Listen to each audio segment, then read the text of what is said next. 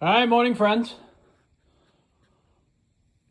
I have had some health issues going on and a few other things, so I have not been able to get to my first impression video of my Les Paul Custom, my Alex Lifeson Epiphone Axcess Les Paul Custom. So here we go. So it obviously came in this nice snazzy case. Yes, I have opened it. I put strap locks on it, but I did not do any modifications whatsoever as of yet, other than that.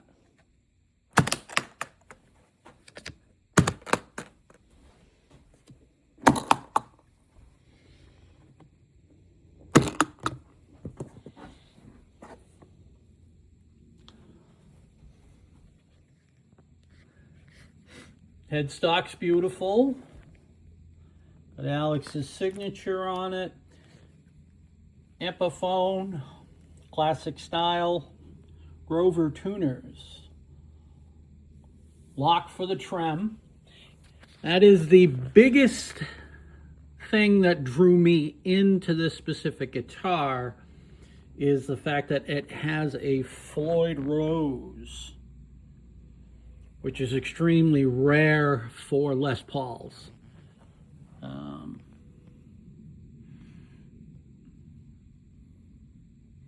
Body looks great.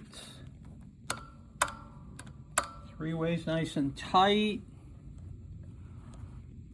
When I first got it, the volume and tone knobs were a little bit tight. So I did rework those a little bit. All I had to do was turn them 2 or 3 times and they loosened up nicely. This specific guitar has coil splitting.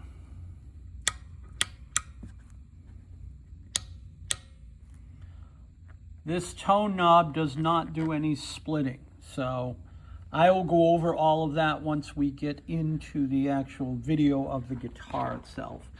So again, there's the Floyd humbuckers.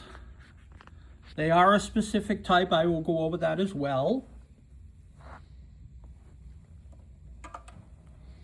So here's the back of the guitar. Has a cutout at the neck joint for comfort.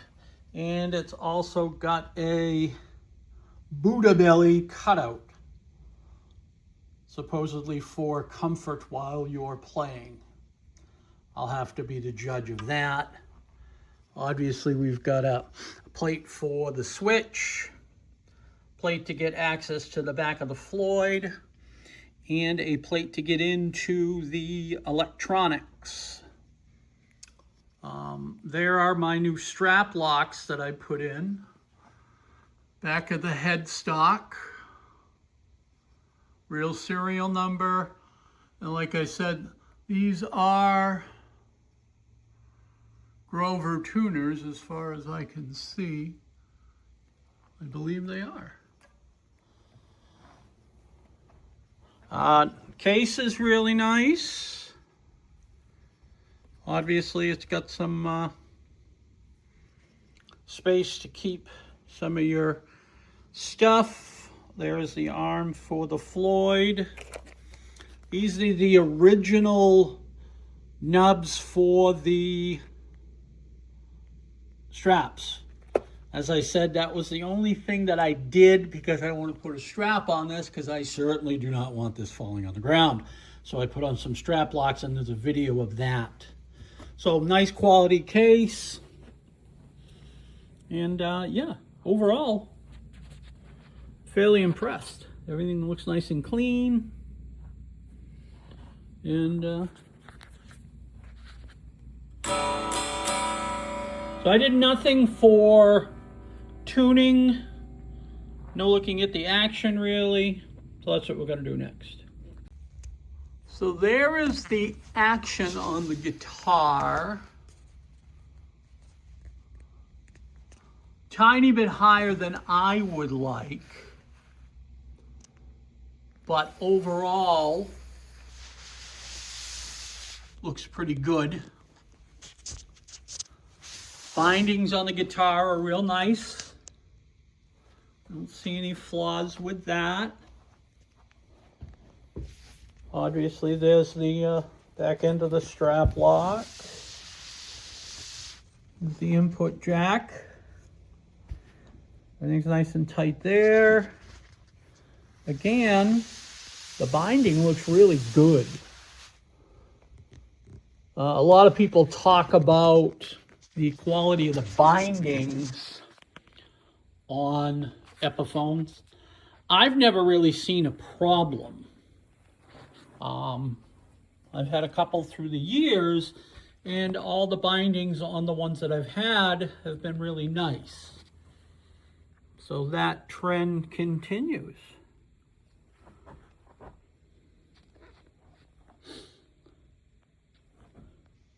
Got your positioning dots on the side. Everything looks clean there. Real nice. No issues with nubs.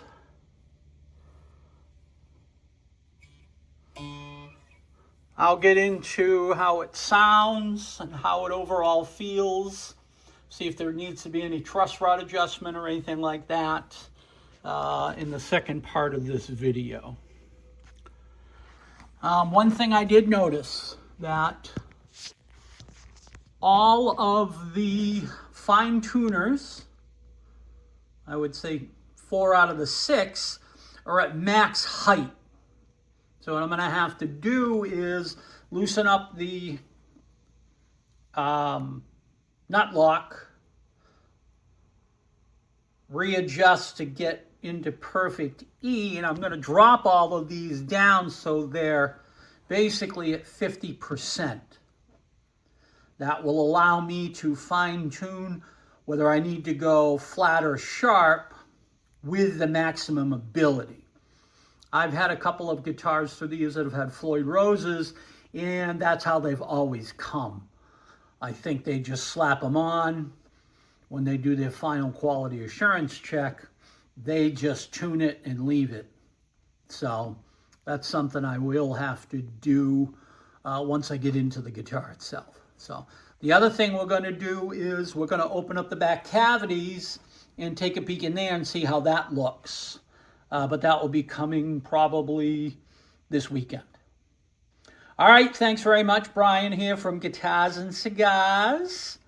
Thanks for checking out our first impression review of the Alex Lifeson Epiphone Les Paul. More to come.